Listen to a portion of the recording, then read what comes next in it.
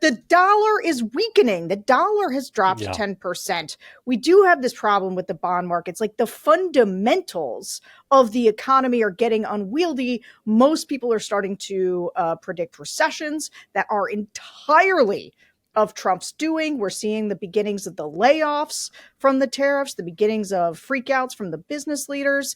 And so, yeah, they're getting panicky, even though the stock market rebounds. Like that's a short-term little, like, let's all tickle things to get a little happier. It's not solving the underlying problem.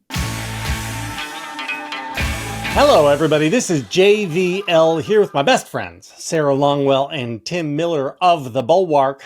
Guys, Donald Trump's numbers are looking a little... We're going to Nashville. Oh, okay. We're going to plug stuff first. I thought we would just tell people news. I don't know, man. I don't know. You're just getting straight into the poll numbers, and the next level is supposed to have a little bit vibier. It's the next level, you know. I don't know. It just felt like I was going on to Chris Jansen's show there for a second, and so I just thought, you know, we're going to Chicago. We're going to Nashville. Yeah, I was going to say, why did you do Nashville first? Because I'm so excited about Nashville because there are some special guests maybe coming. TBD. I'm just going to tease that. The Chicago venue is so big that I want to talk about Chicago, because if you are a listener in Chicago or in the surrounding area, we're going to need you to come, because this is an 800-person venue, and we've been selling out shows left and right, but we got to sell out 800 this time. So easy. Tell your friends, tell your wives, come out and see us. Come to Chi-Town. There's go see a ball game. Will there be a ball game, JVL? I don't even know. Is it baseball season yet? Yeah. There's going to be a Cubs game. Cubs and Rockies. Cubs are playing that week. We're going to be there. All right. Can we talk about the news now? Sure. Do we have to? I just don't like, what's the rush? The news is bad, mostly. Actually, there's some good news. Okay. Is it bad? Let's hear it. Let's hear the good news. So, when in October of last year, when Kamala Harris was leading Donald Trump, the Dow was over 41,000. Today, the resistance level is at about 40,000. Dow is sort of struggling to make that. It popped a little bit yesterday after our Treasury Secretary told a group of private investors that the China tariffs were coming off in a matter of days. They're going to be drastically reduced. And this is all happening after... That feels like a totally like the forgotten man. Somebody like it really has concerns about Main Street. You know, like we hear a lot about how they have concerns about Main Street, not Wall Street. And that's why the Treasury Secretary was in a room of private bankers giving them a little bit of a winky wink. Things are going to be okay, you know, before the market went back up. That's so they could run back to the office to call Cletus and let him know. Yeah. Okay. Got it. That's my understanding of how this works. This happens after 2 weeks in which Donald Trump said he was going to fire day late Jerome Powell, or whatever nickname he's given to the Fed chief, and then said suddenly, I'm not going to terminate him. So we have a little bit of a market rebound yesterday after hours in overnight trading and futures and into today, because the market is back to thinking, well, maybe Trump doesn't mean anything. The market may be getting fooled, but who's not getting fooled are voters. 2 polls I have for you. On the question of Trump's approval of his handling of the economy, Reuters Ipsos has him at 37% approval. Yikes. And YouGov has him at a net minus 10 for not overall approval of handling the economy. Yeah, he's Sarah, would you like to do a victory lap? Yeah, he's at 44 approve, 53 disapprove. Here's this is not what I want to say about this, because it's not a victory lap just because his poll numbers are going down slightly. Here's what I think is a lesson, though, that people should take from this, which is, and because the numbers that you didn't read is actually, to me, the most important one, which is 53% of registered voters say Kilmar Abrego Garcia should be returned to the U.S. 30% oppose. And then 50% of registered voters in the same Economist YouGov poll say that Trump's handling of immigration is too harsh. But in this Reuters Ipsos poll, Trump's handling of immigration, he's got a 46% oppose, to a 45% approve. And so that is down from March when 49% approved and 44% disapproved. And this is the lesson, guys. Make something an issue. Go at his strengths, his perceived strengths. You know, everybody who was running from Abrego Garcia, and look, he's had good numbers on the handling of the economy and on the handling of immigration. Those are the things that he's always sort of untouchable on. He is screwing both of them up. People are noticing. And I got to say, the way that everybody thinks at every minute they need to be a political strategist versus deciding what's right or wrong, right? Deciding what's right or wrong, and then believing that people can be convinced of the correctness of your argument and going on offense and pushing it. People are being convinced of that. And so the good news here to me is not the individual poll numbers. The good news is you can make a difference with people's perceptions of Donald Trump and the job he is doing.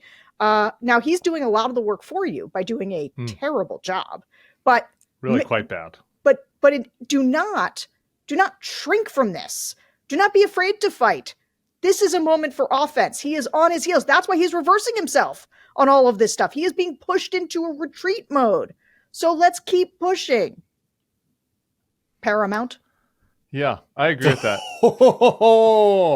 Shots fired. Shari Redstone. I thought Shari Redstone was like a VC corporation, like a venture capitalist, like the name. I was like Andreesen Horowitz until yesterday when I saw her picture, and I was like, "Whoa!" It's like the bad person from Succession. It's like the That's lady. It's all of them, but it was like they're trying to do a merger with Royco and whatever, and the lady that owned the other business. It was like that lady. It's like, wow, she could be on the new TV show with the four rich guys that I will not be watching. Who go to the mountains or whatever. I saw the ad for that this morning. Anyway, speaking of rich guys, can I go back to the economic numbers for a minute, JBL? Please.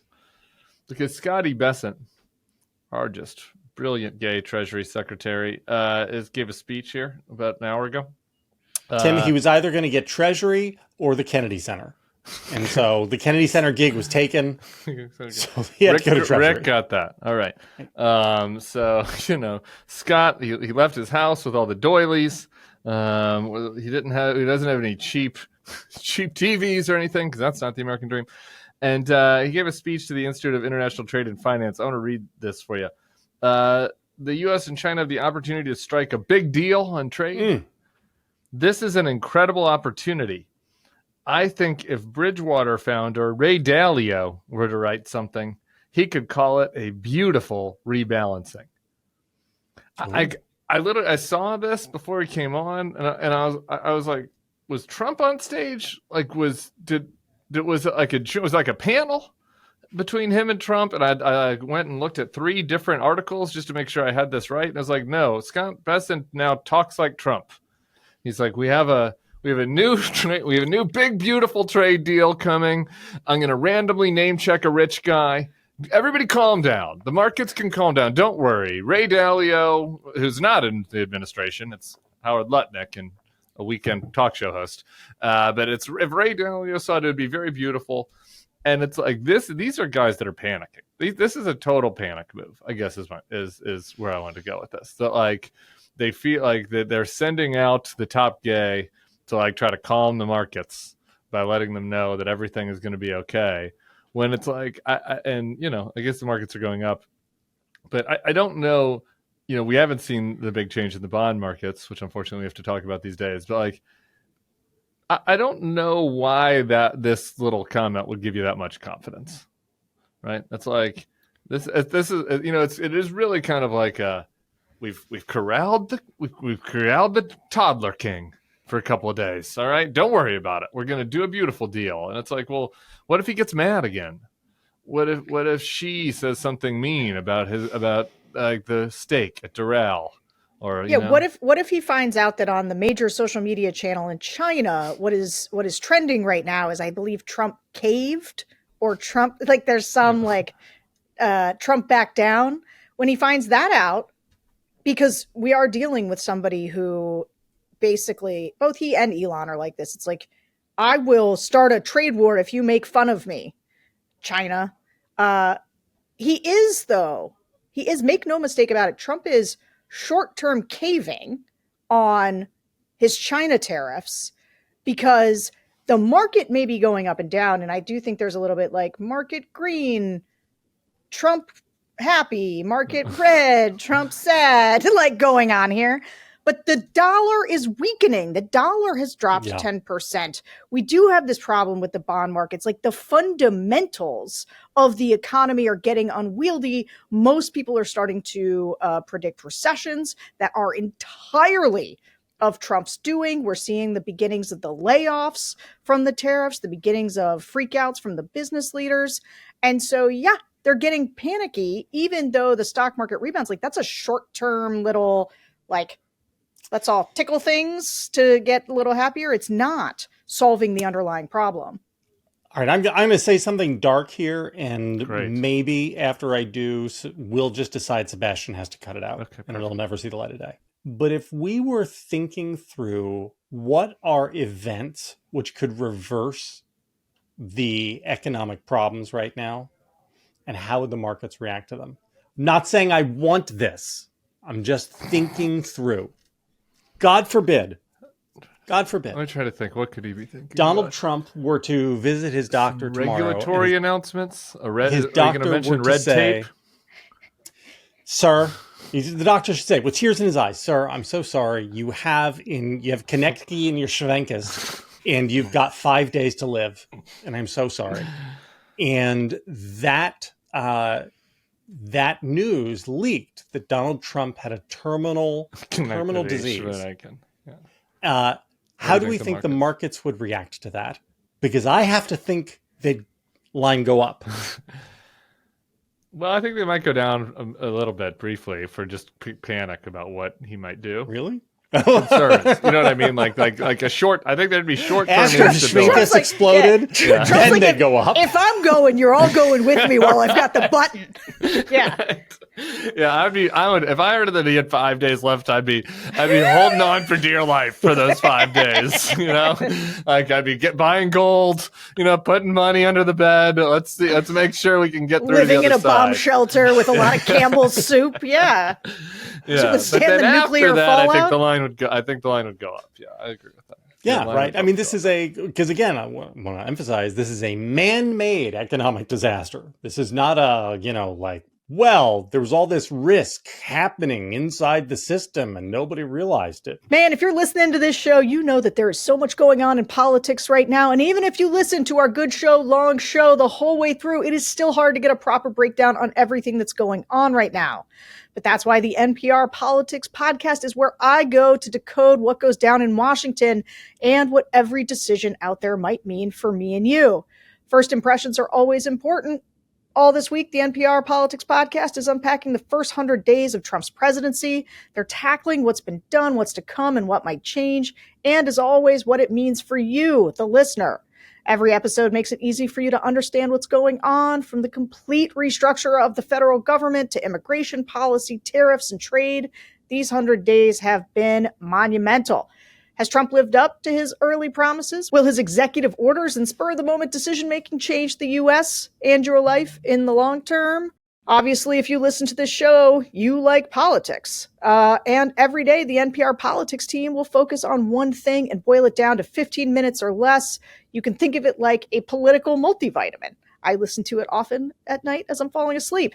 The podcast team of reporters make the shitstorm that is the Trump administration easy to understand and absolutely keeps you up to date on what you need to know. So listen now to the NPR Politics Podcast only from NPR and wherever you get your podcasts. Did you see about the CEO meeting this week? This is another thing about our toddler king. Oh, so the big box stores? Yeah, big box stores. CEOs of Walmart, Target, Home Depot, maybe a couple others went to the Oval and were like, Sir, we're going to have empty shelves like your people. Like they're going to be shot. They're going to be coming into the stores and looking for the lawnmower that they want to buy for the summer or whatever. You know, the really huge box of goldfish, and it's like we don't have that anymore. Like we have supply chain issues now. We have tariff issues, and there are some that are reporting that was again part of the reason why he was chilling out yesterday again in the Oval Office. And again, it's just like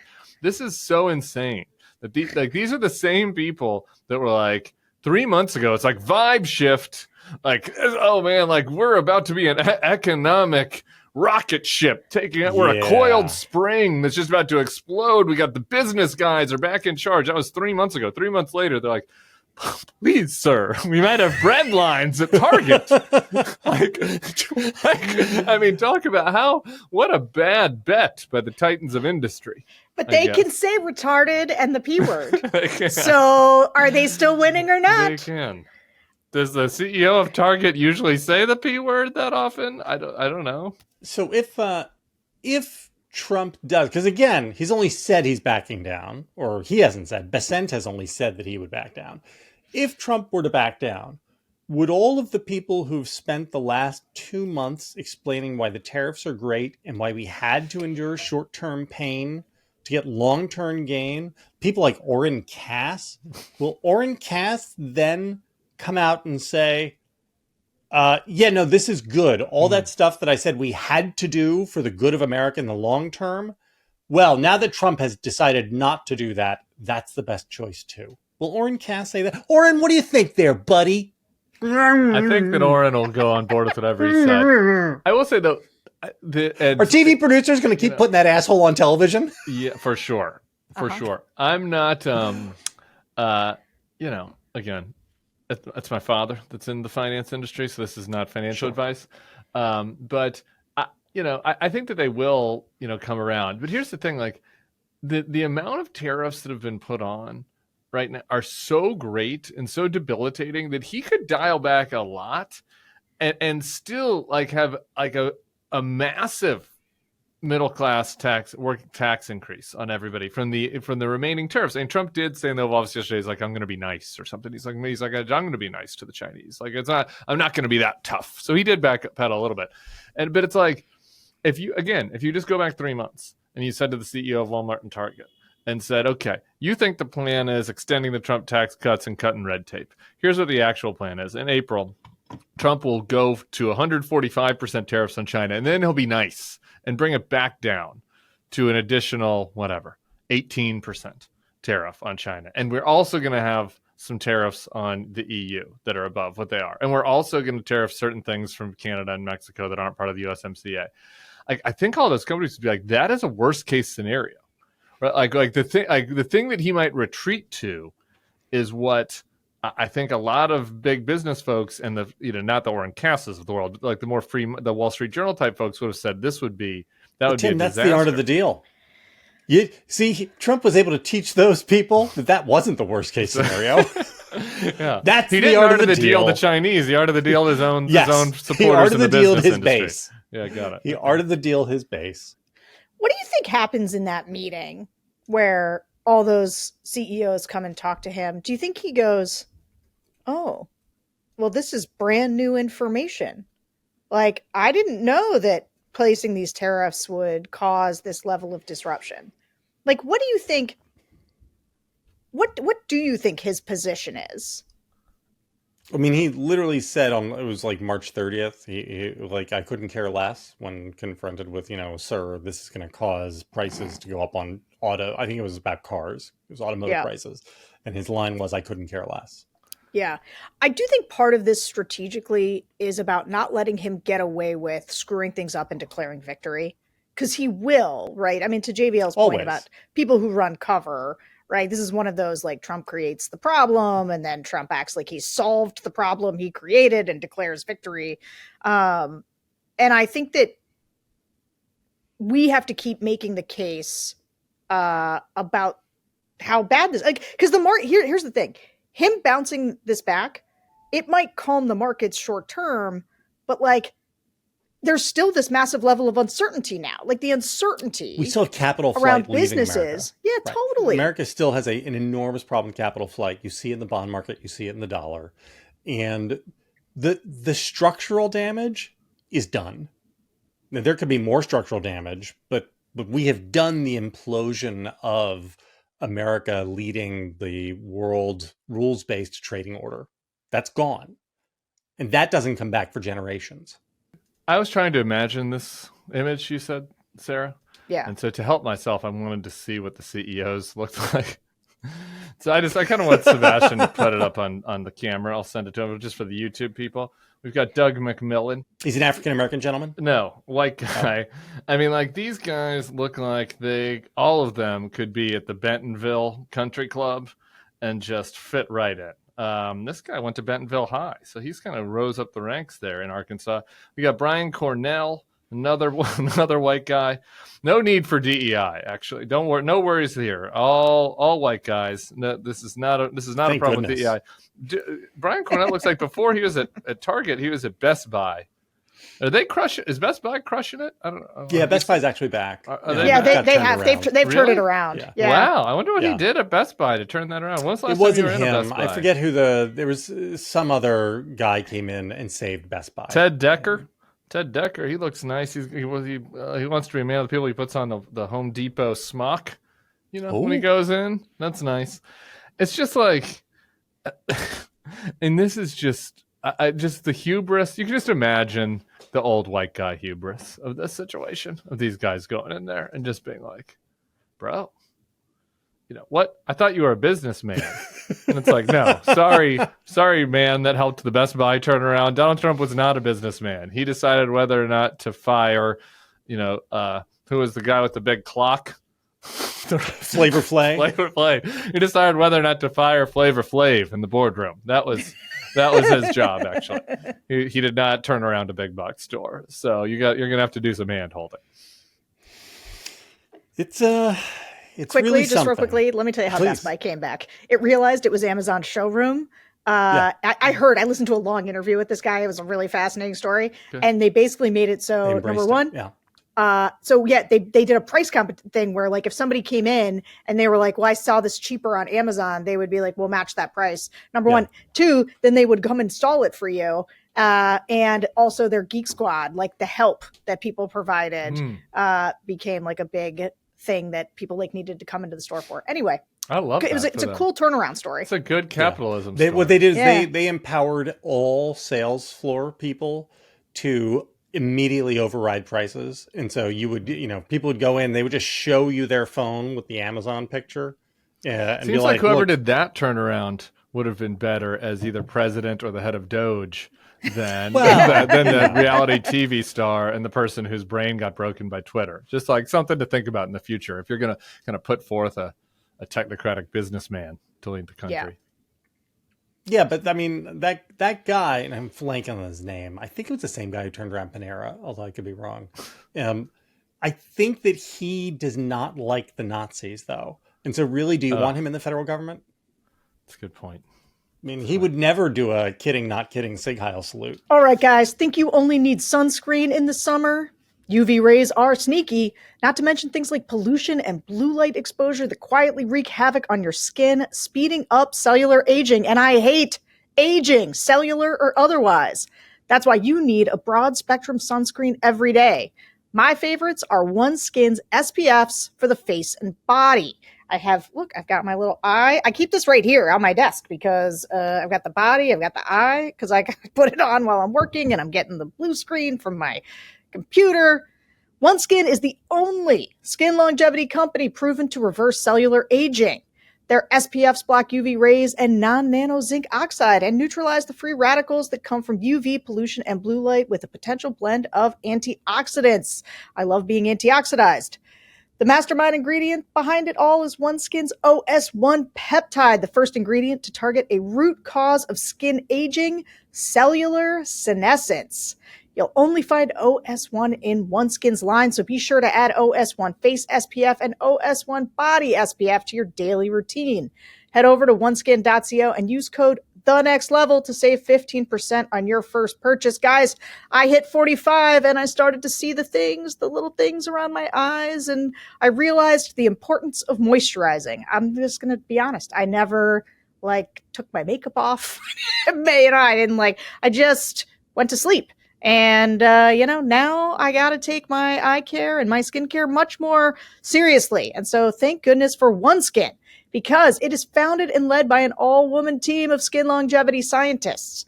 OneSkin is redefining the aging process with their proprietary OS1 peptide, the first ingredient proven to help skin look, feel, and behave like its younger self. And I think you'll agree, I look not a day over 45. Get 15% off with the code The Next Level at oneskin.co. That's 15% off oneskin.co with code The Next Level. After you guys purchase it, look, they're going to ask you where you heard about it. You can support our show. You help us pay the bills when you tell them that we sent you. So make sure you use your Next Level code, The Next Level. Invest in the health and longevity of your skin with OneSkin. Your future self will thank you. Can we talk about the Jose Hermosillo story? Sure. Which I put on our show map.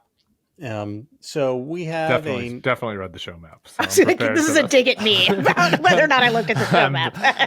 Me and Sarah are very prepared for this, having read the show map. I do spend time on this now. Five Guys. And so we have the story today from Judd Legume of Popular Information, and he spoke with Jose. This is a 19-year-old American citizen who is detained by ICE for 10 days because they did not believe he was a U.S. citizen. Why didn't they believe he was a U.S. citizen? What was the issue? Well, he is Hispanic.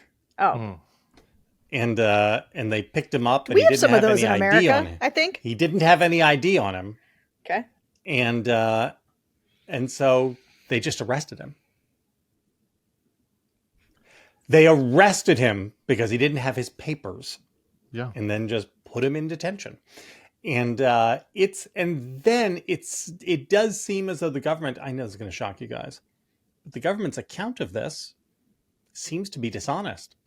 Because the government says that he claimed he was from Mexico and that he was in America illegally, and that is why they detained him. It's funny. The government's position is, we picked up this guy outside of a hospital where he was trying to get a ride home, and he told us that he was here from Mexico illegally. And that's why we took him in. My favorite thing about this is, I'm sorry, I feel bad to laugh about this, but it was like, these people are so fucking stupid. A couple of the MAGA straight shooters I follow on social media, who do like the, post hoc rationalization for the stuff that MAGA people do. Like Oren Cass? Yeah. we're posting this yesterday. The government's statement. They're like, see, fake news, New York Times and Judd Legume. This is why you don't jump on these stories until you get all the facts. Look at the real facts of this story. And here is his sworn testimony that he was from Mexico.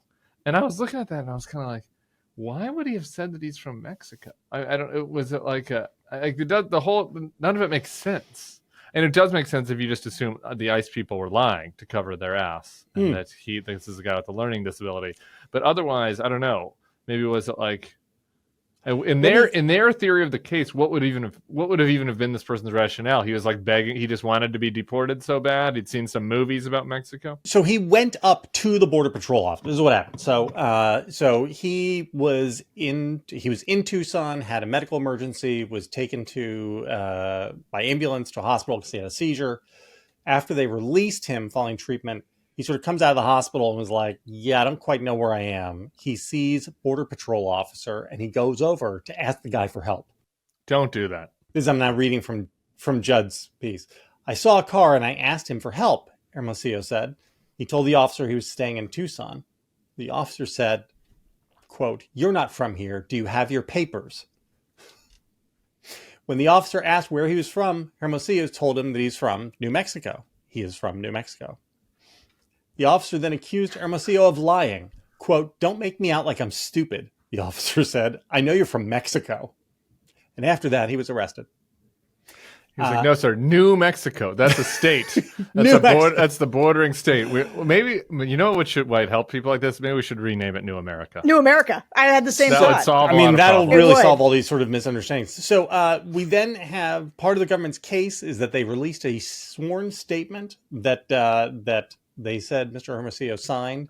In fact, it is signed with his first name, and we now know that Hermosillo has learning disabilities and dropped out of high school and has difficulty reading and writing. And so he signed his first name because he didn't know what he was signing. This is government as Gestapo, is it not? Yeah, no, yeah, it is. I mean, I don't want to like go too far with the fascism talk, but like I'm picking you up and I say you're lying, and because you look Mexican to me and you don't have your papers, nobody can travel anywhere without their papers. This is government as fascism. I will say, so Sarah's going to disagree with this, so I'm going to pop in first before I'm going to be the radical.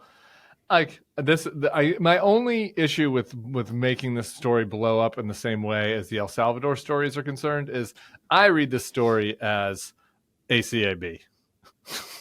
Like, I think that I've been pretty unsympathetic to ICE agents under every administration throughout all of history, and I don't know. I think that this is kind of the type of thing that ICE people do. All cops are bad, which is it's just like a lefty saying. What is ACAB? All cops are bad. It's ACAB. It's like a lefty thing. Yeah, well, that's the safe for work. I know. Sarah's. Don't tell Sarah. I know Sarah's going to get mad at me for saying this, but like, I don't really literally mean that all cops are bad. What I mean is that there are a lot of cops in the past. This is not the first time in history. This is not during the Trump administration where there has been an immigration officer who racially profiled somebody and treated them poorly. Speaking of which, I want to get to the Omar Amin story next. But anyway, Sarah, I don't know if you well, I certainly don't think all cops are bad. I do think this, and I not all cops. Yeah, sure. I don't know. That seems reductive and unhelpful to discourse. But this sounds like a guy, like this ICE agent who is like, I would concede, like they are now under a regime where they know that they would not face harsh consequences for doing something like this, and so they're much more prone to do it. But I would say Gestapo tactics are when you have an organized, like the dictate is to go make everybody show their papers, and which is, I think, not where we are. And I want to be. I do think it's important. Courthouse raid. When you see the courthouse, you guys see that story that I sent you where. Listen, hold on. I think that I think Donald Trump is way out on the way that they are trying to do immigration enforcement.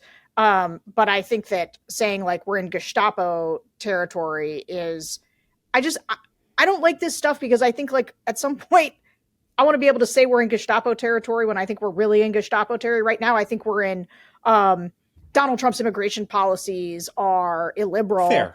And that's way that they're fair point. Yeah. Okay. Yeah. Well taken. All right, Tim. Can we talk about Omar Amin really quick? Yeah, go ahead. On this point, because I wrote about this 5 years ago during the first Trump administration, which shows you which actually speaks to Sarah's point. This is a slow burn. It's a slow brew. It's been bad for a while. It's getting worse slowly but surely. But in 2020, when I last wrote about this, I had encountered it because the lawyer was also in the Bay Area, and I'd met her at something, and she told me this story. And this was like, this guy is in jail in Sacramento, and it's like based on a lie. He's an Iraqi refugee that came to America like a fucking long time ago. I don't have it in front of me right now, 15 years ago maybe, and probably more actually.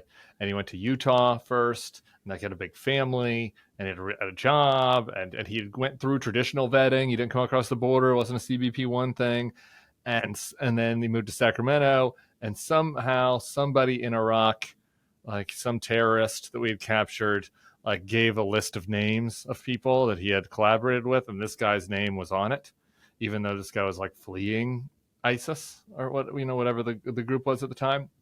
They had no other evidence besides that he was on this thing, and they kept him and like they made a big deal out of it. Like when they arrested him, like we arrested an ISIS cell, that was hiding in America.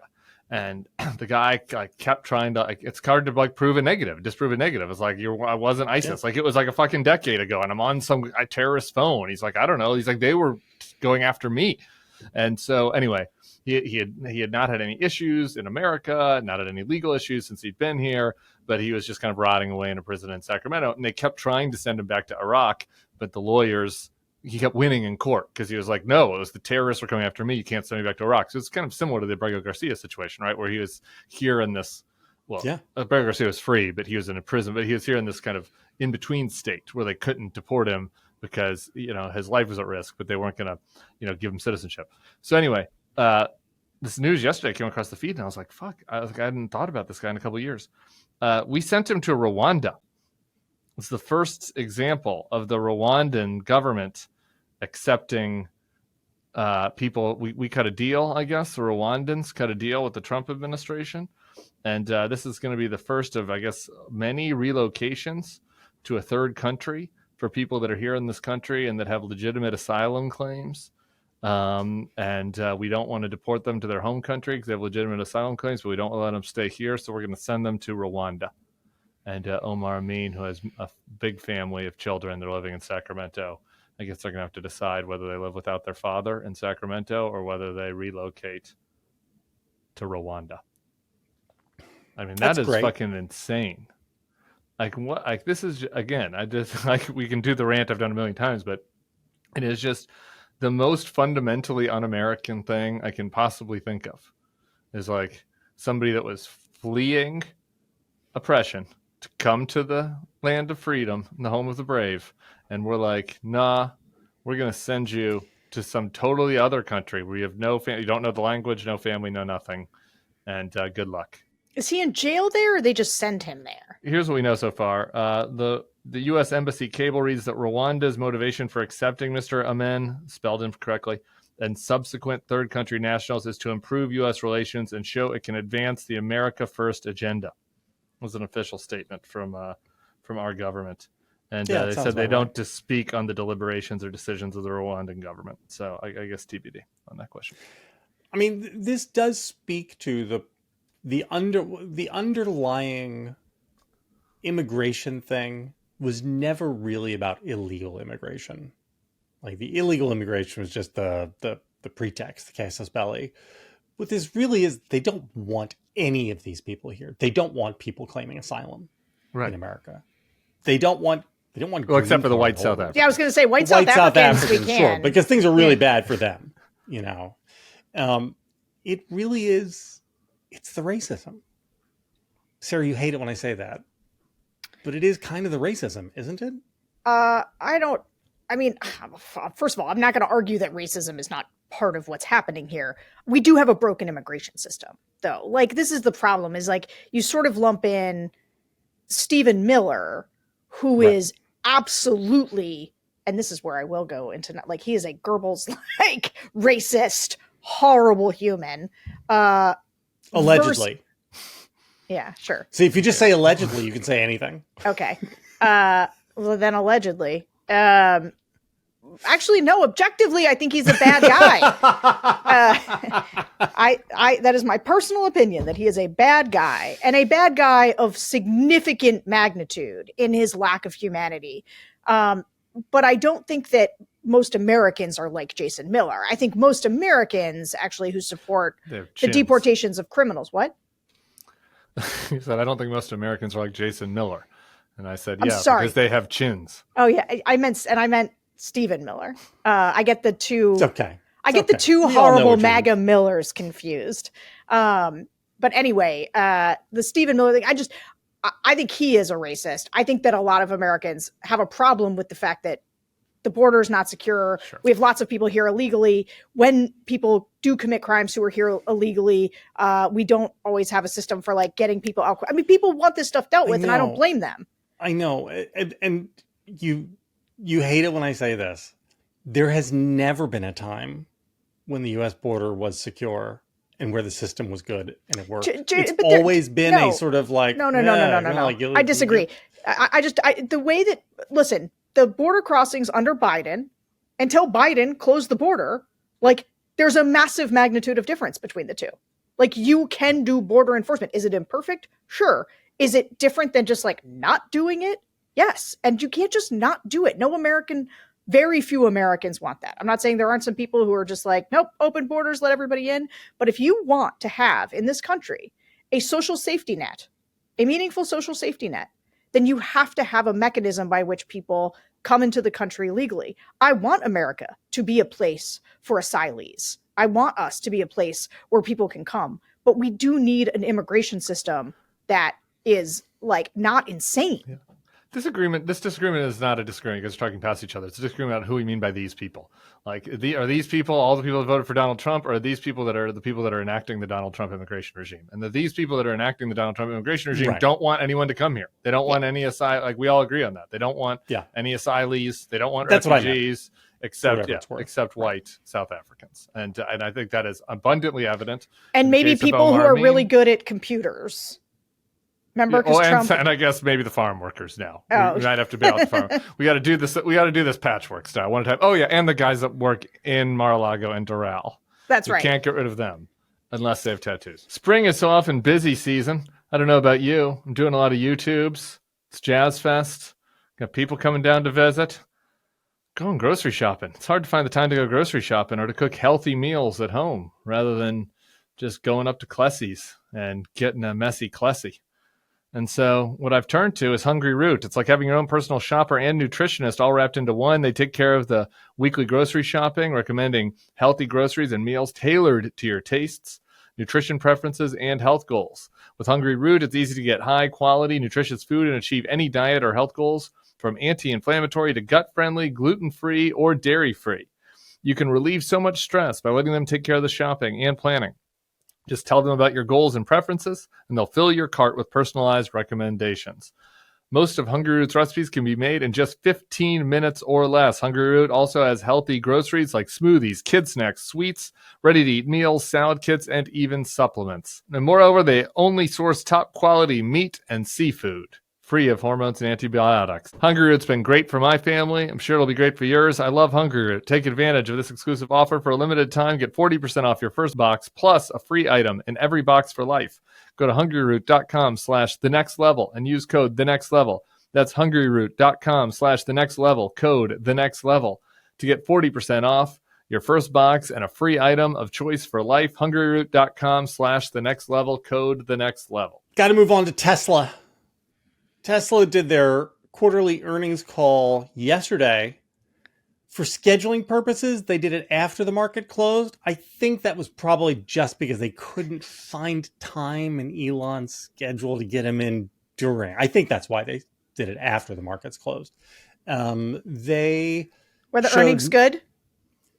Net income was down a touch, 71%.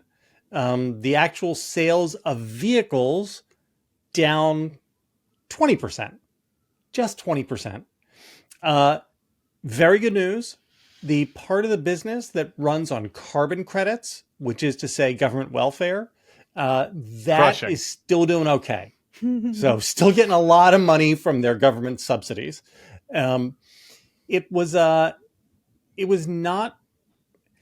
the most forward-looking, happy call. The people from Tesla said that one of the problems that they had was they've been closing production plants in order to retool for refreshing some of the product lines, and that tariffs. No mentions of Elon turning the brand toxic or anything like that. And Musk then said that the sales of cars aren't actually important, because the future of the company is self-driving taxis and bipedal robots, humanoid robots. I have so many things to talk about with this. Tim, you and Sam did this a little bit yesterday. Sarah, the first thing I would like to say is that following this call, Musk said that he would be stepping away from Doge starting in May.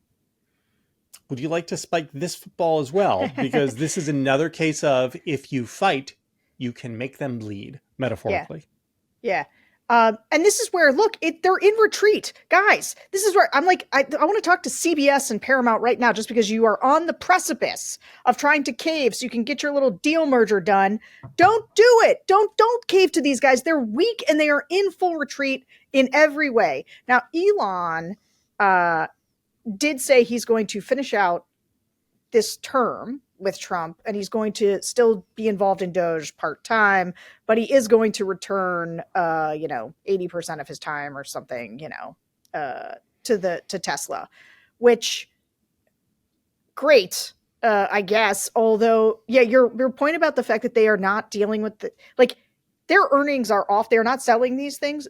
because the people who would buy electric cars hate Elon Musk, and they're not going to unhate Elon Musk. The problem isn't that Elon's not spending enough time around the office. That's right. Their spin seemed to be, right. if Elon was just at the office more, then the earnings would be way up. But that's not it. There's a line from Ross Gerber, who runs a wealth fund. He said, look, his time is very valuable, and I think Tesla needs his attention. But it doesn't change that people don't want the Tesla brand. I don't know how you fix that, which is the most obvious thing in the world. Yeah, and you know what I don't want? Elon Musk robots. Yeah, I was like, the biped robot thing is freaking me out. The Doge thing, it is worth mentioning that, like, I know these guys don't care about the law or whatever, but like legally he's required to leave in 37 days because he's a special government employee, and that gives, and that protects him from FOIA and like a bunch of other stuff. So I mentioned this to Sam, but I just think it's worth, as we are processing all of this, like, Elon isn't always telling the truth. I know that that's not breaking news. And like, there are some, if I'm Elon, I'm thinking I have to leave in 130 days anyway, or I have to fight this thing. The fucking shareholders are pissed. They want me to care more about Tesla. I can go back in May for a couple weeks, whatever. I'll still have my little incels running around, and they will be able to call me, and I'll be able to, send them DMs at all hours of the night. And when I'm not sending DMs to women whose wombs I want to take, and and then I'll come back again the 4th of July, right? Like, and we'll tear down a different department. I think that, like, that to me feels just as likely as that is that there's like a don't let the door hit you on the way out, Elon, it's been fun kind of thing. I think that feels less, and so I think some people were interpreting it like that it was like Elon and Elon and government. That time is coming to the end, and I'm not sure. I'm ready to celebrate the collapse of the Tesla brand and the stock dropping 50%. I'm not really ready to, think that like the end is nigh for Elon and the government. Well, that's my question for you, Sarah. What do you think that the Doge project has basically hit the end of the road, or do you think this is just a Potemkin? Look, he can just DM he's got his lieutenants embedded everywhere, right? And the question is, does Trump want him to stop destroying the apparatus of the government or not? Because if Trump wants him to keep doing it, there's no reason he can't do that while he's sitting in the Tesla boardroom. Yeah, I mean, I was thinking, yes, there's him going back to Tesla because he wants to go back. But there's also like, maybe he got out of, like, for Elon personally, what he wanted to get out of this, he got out of it, perhaps. Like, he has access to all the information he wanted to have access to. Here's the thing, though. My guess is now that they're deep inside, here's what we know about Doge. It's not happening. Like, the cutting isn't helping. They're not saving the money. Like, the $2 trillion in savings that was ratcheted back to $1 trillion in savings, that now they've, saved some much, much smaller number that is basically just people that they've fired, many of which they're now trying to figure out how to rehire because they actually do critical work that people need. And so, like, I think that one of the places that ought to be where we ought to go on offense as well is to demonstrate how Elon has not done the thing he said he was going to do, because otherwise they are going to pretend like they've had massive, he's going to try to declare victory. No, the only thing you cut was your own stock, bro. The only numbers that really fell were your shareholders' numbers, because you have done nothing to save the American people money. He killed some Africans. Yeah, well, that's what I was going to say. Like, he did real harm. Like, USAID being gone, but they're rounding errors. Matters. Like the thing is like he managed to get people killed and to eliminate a lot of our soft power savings for things. But by the way, the amount that we've saved completely overtaken by the inflationary actions that they're taking and by what they've murdered in the dollar and its value. Yes, he's saving us, Jack. Now, the interest on the debt. Every little tenth that the bond, that the bond yield goes up, the interest on our debt is like it's going to cost way more than what the cost of USAID was. We have got to hammer this particular point. He has been a net failure on the money side. He is saving America no money. He's costing America money while also destroying American power. Yes. Yeah. Like this is, this is the JB, thing. I want to hear your take on Tesla. You always have good Tesla takes. Well, I was really, so I went back and I did some looking on the full self-driving, because the first time Elon told us about full self-driving was in 2015. And he said that all Teslas will be full self-driving by 2018. He said within 3 years. That didn't happen, obviously. Since 2020, every single year, he has promised full self-driving by the end of the year. Has not hit yet. Yesterday on the call, he said that by this June, which is like 9 weeks away, there will be full self-driving Tesla taxis in Austin. Okay, maybe. We'll see. But the robots are the funniest thing. Do you guys remember when he launched the robot? No. So it's 4 years ago. He did a Tesla event. It was 2021. And he announced the Tesla robot. It was a big deal. Optimus. Get it? Like the Transformer? Yeah. And he had a guy. Don't get it. He had a guy come out in a bodysuit pretending to be a robot. That was his robot. And last October, so again, we're talking like, 5 months ago? 7 months ago? They had a Tesla event in which they showed real robots, this time working and doing things. Ooh. And then it turned out that the robots were just being remote controlled by humans wearing like motion suits to make the robots move. Mm. So it wasn't kind of like a Rosie in the Jetsons situation quite yet. He said, again, yesterday on the call, that they would be manufacturing thousands of these robots that would be working in Tesla factories by the end of this year, 2025. And that within 5 years, they will be producing 1 million robots per year. Yeah, bro. Sure. Cool story, bro.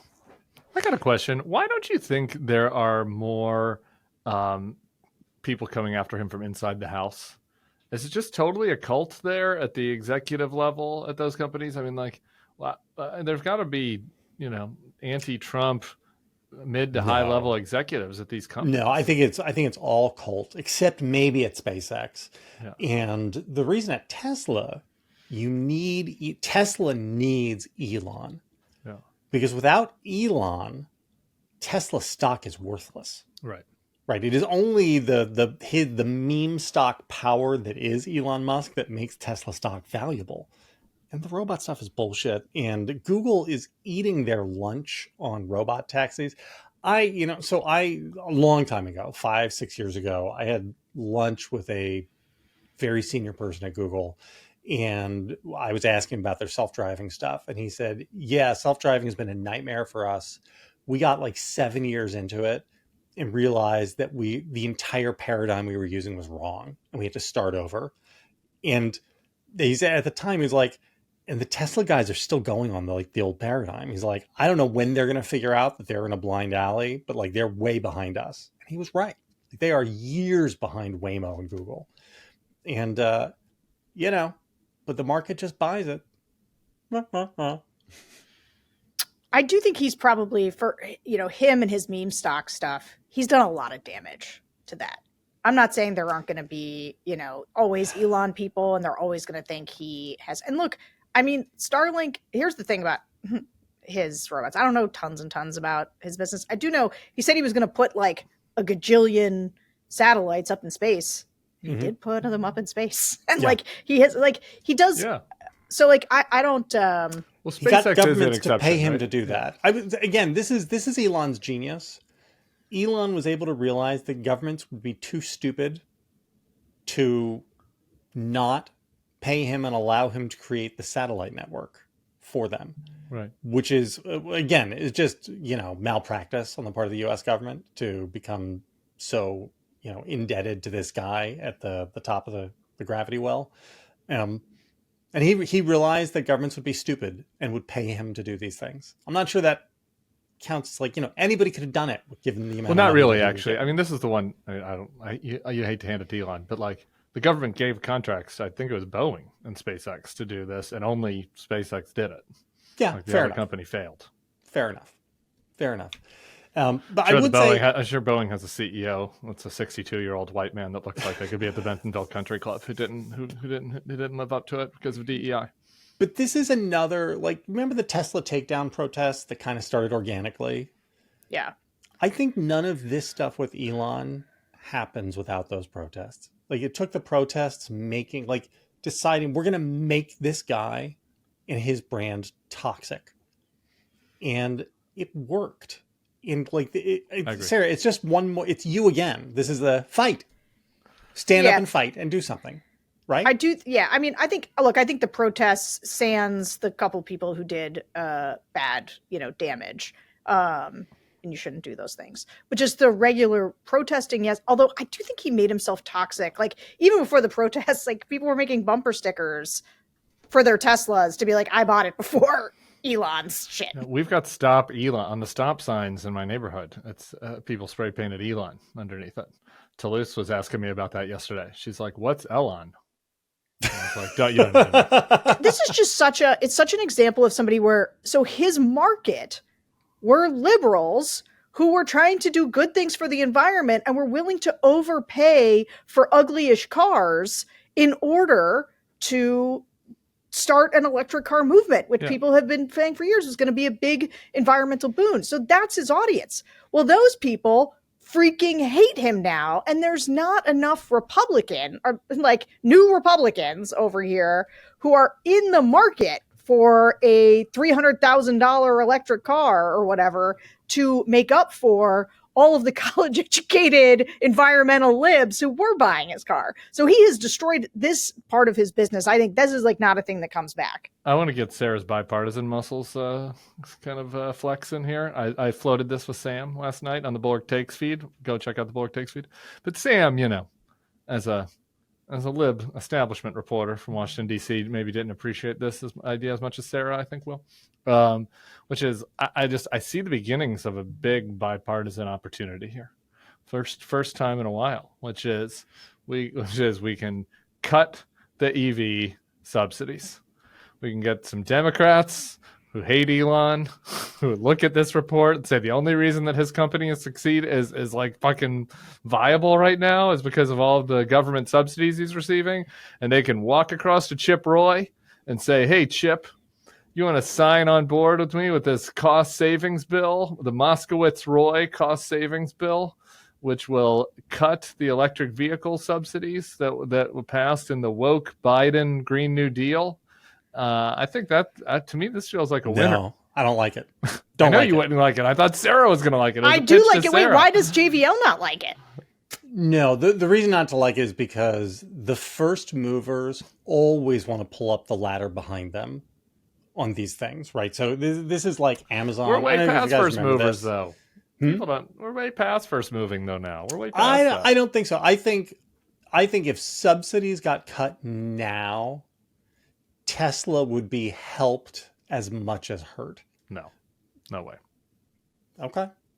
I don't know though. We'll ask Mike Murphy. Ask Mike Murphy. I'm The bill isn't against actually going to pass. So anyway, I'm it's more of a PR idea. I'm just against subsidies, period. So I don't know. I've come around on a lot of this stuff. We could have a you we would could do you a whole Commie JVL, unbelievable. Tell me about it. Do you say data or data? Well, at my house, we say whatever the fuck we want. And for the longest time, I thought paying a fortune on my monthly data plan was just normal. But recently found out about Mint Mobile and their premium wireless plans that start at just $15 a month. Say bye-bye to your overpriced wireless plans, jaw-dropping monthly bills, and unexpected overages. Mint Mobile is here to rescue you. All plans come with high-speed data, or data, and unlimited talk and text delivered on the nation's largest 5G network. Use your own phone with any Mint Mobile plan and bring your phone number along with all your existing contacts. Ditch overpriced wireless and get 3 months of premium wireless service from Mint Mobile for $15 a month. No matter how you say it, don't overpay for it. Shop data plans at mintmobile.com/thenextlevel. That's mintmobile.com/thenextlevel. Upfront payment of $45 for 3-month 5 gigabyte plan required. New customer offer for the first 3 months only. Then full price plan options available. Taxes and fees are extra. See Mint Mobile for details. All right, I want to talk about going into hostile territory. Mayor Pete went into the manosphere, Tim. How did it go? Yeah, well, I don't know. I've only seen one clip, but I'm excited that he did it. I'm excited to watch it. And it's interesting that it happened yesterday. That's why I wanted to cover it, because there's this guy, Andrew Schultz, who has a great marketing team because he's fucking everywhere. I can't get away from this guy and his stupid It's funny, mustache. I've never heard of him. Me neither. Once you I don't see know who him, this is. once you see him, you're not going to get away from him. He does a very good. He does all the interview shows. You guys aren't though. You guys don't TikTok. No. All my comedy, all my manosphere stuff comes from TikTok now. They know I'm a 40-year-old man, and so I just get fucking manosphere shit sent to me on my TikTok. So that's probably why actually I've seen him everywhere and you haven't. But anyway, I did a rant about him on yesterday on YouTube because he was on one of these shows talking about how he used to be a liberal because liberals fuck. And, you know, I did see this. Yeah, I saw this. Yeah, he's like, Clinton was getting blowjobs in the White House and like rappers were hanging out and the liberals were cool. And like now, like liberals are like school marms. They're mean to me and they tell me I can't say retard. And I guess he never heard of Tipper Gore. Yeah, the whole thing is stupid, which is the point of I did a very extensive rant on how stupid it was that everyone should enjoy. It's 13 minutes. It'll just really warm your heart over your lunch break tomorrow. So go check it out if you missed it. But the interesting thing is I did the rant and like an hour later, Pete sends out a tweet. It's like a picture of him with on the guy's podcast. It's like it's coming out tomorrow. And so several people like were messaging me and we're kind of like, ooh, bad timing, like for Pete to do this after this guy said this such an embarrassing thing. And I was like, no, opposite. Great. I'm so happy that Pete went on this moron's podcast. I've seen one clip where he's talking about being gay in the military. I think it's good to just have like a guy who just like talks about being gay in the military and, you know, isn't doing drag race references, you know, is just like hanging out and just being normal about it. I think that's very useful. I don't know what the rest of the podcast was. The fact that Pete is sharing it makes you think Pete thinks he did well. So, you know, I'll be checking that out and giving him a review on a future podcast. But I wanted to mention it because it's like we do plenty of nitpicking of the Dems around here. Like this does seem like it's starting to seep in. Like Pete was always kind of doing it, but we had Max Frost on Fox with Will Cain, where Will Cain was making fun of the Bulwark readers the other day. That happened. We had Yasamin Ansari. I think I'm getting her name right. She's a freshman congresswoman from Arizona. I was not familiar with her game until I saw her on Laura Ingraham last night. She was on talking about Abrego Garcia and did very well for herself, I thought, you know, handling that. I mean, Laura was obnoxious, and I don't know if any actual Laura Ingraham viewers were moved, but it was like, again, it's good to inject some real information into, like, you know, would the Laura Ingraham viewers have known that a Reagan judge, you know, said this without her going on to say it? Probably not. I don't know. I'm not a nightly viewer, but I don't think she was probably, you know, reading from Judge Wilkinson's decision on her show if it was not for Ansari. So anyway, it's nice to give attaboys when people are doing the right thing. Like, I think this only matters on the margins, but you know, it's important to do, and you need to do it. So anyway, go ahead, Sarah. I don't think it matters on the margins. I think it's the ball game, man. I think that this idea of, oh no, we need to build our own media ecosystem, and I'm like, sure, if you want to build some of your own media infrastructure, fine. Obviously, I believe there's good room for independent media companies like ours, but like, just go everywhere. Go on. Here's the thing: if you don't define your own positions, they will define them for you. If you just cede that ground, they will define it for you. And if you're there to say no, and here, the part of it is Democrats having the confidence to argue for their own positions, right? And I just have that confidence. Trump is on his back feet. These Republicans are on their back feet. They're probably like letting they want Democrats to come on so that they've got like a foil, right? So that they can find some way to, but like, no, you are injecting truth in those moments. And so now I will say though, it's one thing to go on Fox News because like Van Hollen was on Fox News.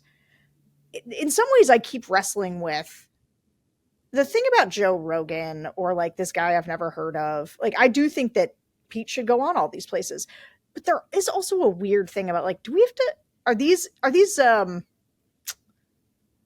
I saw this guy's little rant about how he just likes it, you know, when his politicians are getting head and everything else. And I'm like, do we have to like take these people seriously? It's a little bit of a tough. I actually don't think, just really quick on JBL side, I don't think the Andrew Schultz thing is tough at all. The Fox thing I think is a little more complicated. I think it's useful, but it's a little complicated because the types of people that watch Fox are like pretty high info MAGAs. And so it's kind of like, are you really getting those people? Like, there are a lot of people that watch Andrew Schultz that like have never heard from a Democrat except like on like at length, except for like whatever showed up on the news and whatever they got made fun of for, on these podcasts, right? It's funny because I feel the opposite. Like I could see why somebody would go on Fox News, whereas like I'm like, Joe Rogan is an idiot. And I know he has a huge audience, and like, yeah, you could, like go on. Like I'm not saying don't. There's a part of me that does chafe at the notion that to reach people, you have to talk to morons and act like they are valuable partners in conversation. It's not a winning political effort to not win votes for any morons. I don't think, unfortunately. I think that's a minority position. I'm with you. I think this is not as cut and dry as you guys maybe do. I am open to the possibility that what you guys are saying is correct. But on the other hand, this is like Gavin Newsom inviting Charlie Kirk. Wrong. Not at all like that. Totally opposite. No? Yeah, it's not like that. Totally. Well, because please, thank you for bringing this up because I will address this question. Charlie is using Gavin. Yes. Charlie is going onto Gavin's platform, and there are people watching that are like, oh, the only thing I know about Charlie Kirk are like the 5 clips of him sounding as stupid as possible that my lib friends have retweeted onto social media. And now I listen to him talk for 45 minutes and listen to Gavin buddy up with him and listen to him talk about how, kids are drinking too much these days. And, maybe we should like try to imagine, a society that has more value, and Gavin wasn't trying to press him on any of his crazy views. And all of a sudden people are like, man, everybody told, there are at least some people listening to that are like, people told me this Charlie Kirk is a dumbass idiot, far right conspiracy theorist, but I saw him on Gavin for 45 minutes and I don't know, he seemed okay.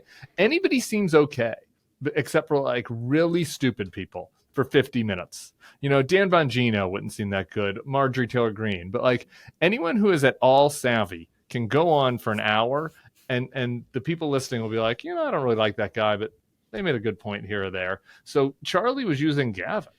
And this is the inverse. This is Pete trying to convince some of Andrew Schultz's audience that oh wait, Democrats aren't as big of pussies as I thought.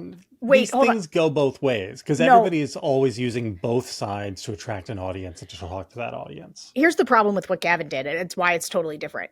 Pete is there to say, let me make my case to your audience, right? Gavin is there saying, I'm going to tell Charlie Kirk why Democrats are wrong about a bunch of stuff and Charlie Kirk and his people were right about them. If Gavin Newsom wanted to talk about trans kids not being in sports, a position I happen to agree with and that I think the Democratic Party would be wise to get off the table as quickly as possible, Gavin Newsom should have said something to a progressive. He should have fought with the progressive. He shouldn't have gone to Charlie Kirk to validate Charlie Kirk. Great point, Charlie. You're so smart. I think Gavin thought I think the logic of it was, I'm having Charlie on my show, and so a bunch of Charlie's listeners will come and listen to it. And I think the same thing with Schultz is that, thinks that a bunch of Mayor Pete's people will come, and it's trying to trade audience and stuff. If they think that, they're totally wrong. Like, I don't know. It is a little weird to say Fox is not a legitimate news source, and also I'm going to go on Fox. Like because it isn't. It's just a propaganda outlet. It's not a legitimate. I agree with that. I agree with that. But also, who's this random dude? Who's this random podcaster? Like, why does somebody have to go on Theo Vaughn? Like, Theo Vaughn is just like a guy who shaved his chest on The Real World. But like, he does have a massive audience, and this is the world we're living in, where where I think part of what you're doing is saying I can sit and mix it up with these people, and I can demonstrate that I am normal. I just think also just the numbers though, JB, like we have podcasts, this. Like anybody who thinks that is wrong. Like I had Sam Harris, just do Sam Harris. I had Sam Harris on. We did get a bump from him because some Sam Harris people came and checked it out. So that was the purpose of doing it. But it was like X 100,000 Bulwark listeners listened to it, and then 10,000 additional Sam Harris people listen to it. So you're reaching way more of their people. If you go onto their platform, you're reaching way more of their people than the people you're bringing. I guess I view this as more of a conditional prudential thing than a blanket, yes, you should always do these things. I think there are cases where you could say, yes, that show is okay. You can do that one. That, just prudentially. But then there are other ones where you should look at it and say, no, you shouldn't. Well, sure. You shouldn't go on that show, right? Like that helps that show in some way. Yeah, when Tim Pool invited me on his show, I was a hard no on Tim Pool's show. Right, do you know what I'm saying? I'm a hard no on Chris Cuomo's show, which is why he shits on us online. It's because none of us will go on his stupid News Nation show. But like, so I do think it's good. Stop drunk tweeting us, Chris Cuomo, please. Yeah, get over it. It's cool. It's not going to happen. Sorry. Anyway, I do not think, or I agree that it's like, you shouldn't, there are lines, but if it's people who are like comedians, who just have like, I think I'm okay with that. Yeah. Like Rogan, I think like I can't, like my brain starts to leak out of my ears listening to Joe Rogan, but he has a massive audience and like it's 3 hours and it's mostly him talking about like if a shark and a gorilla wrestled each other, who would win? Like, I don't know. You can do that. Yeah, I think I agree with that. But like, I think you shouldn't probably go into OAN, right? And like, I just want people to, in general, be mindful that when you participate in a platform, you are giving something of yourself to it, and you might be getting something, but you are giving something. And I just wish people would be mindful of that. All right, guys, good show. Incredibly long show. We had a whole other thing to talk about, but we didn't even get to it. What was it? We had so many other. My little symposium that it was on the show really map. wanted to fight about this, and now we're gonna have to do it on Secret Pod. A symposium? We were going to symposium, and you're taking that away from me? Well, I'm so glad I spend all this time. I did read the show map. I read the show appreciate map. that. I forgot the other thing, but I read this whole thing, and I was ready to fight with you about it. Well, you'll have to wait to fight. Boy, do I have something to look forward to now. I get to wake up on Friday morning and have Sarah yell at me at 7:30 in the morning. That's great. Yeah, you and my children. That's fun. Guys, we're coming to Chicago and Nashville. Music City. Possible special guest, Taylor Swift. She hasn't said no yet. It's not Taylor Swift. She hasn't said no yet. I'm kidding. I'm very kidding. We'll put a link in the thing for it, but also go to thebulwark.com/events. Get your tickets. Please help us sell out Chicago. I'm all for clamped about it. Easy. Yeah. We'll see y'all there. Good luck, America.